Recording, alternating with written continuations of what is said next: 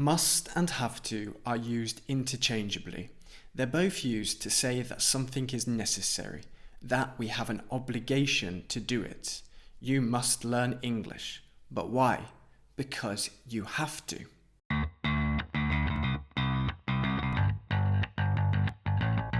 Okay, so have to and must are used interchangeably, but there is a slight difference in how we use them.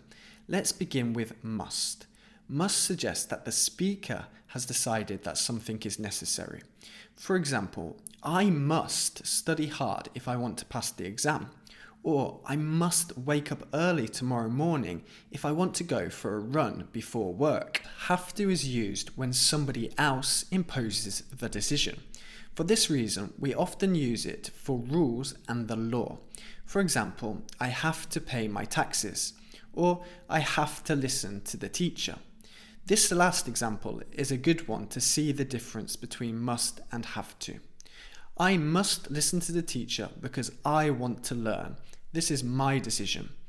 I have to listen to the teacher because the teacher will ring my parents if I don't.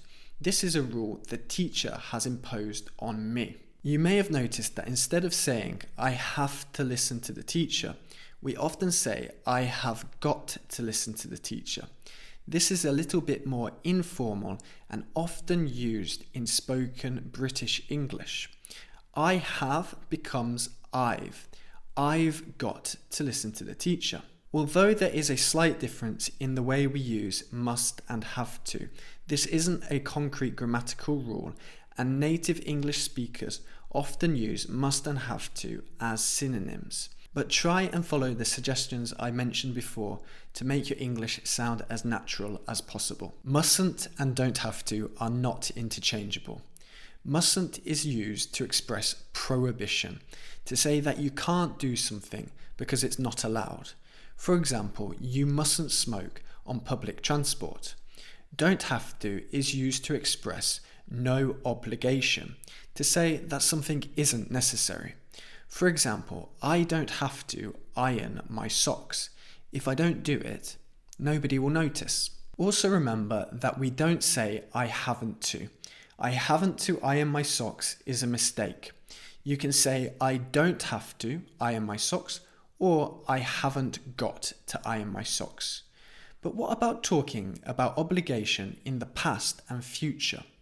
When talking about obligation in the past and future, we cannot use mustn't. The only option is have to.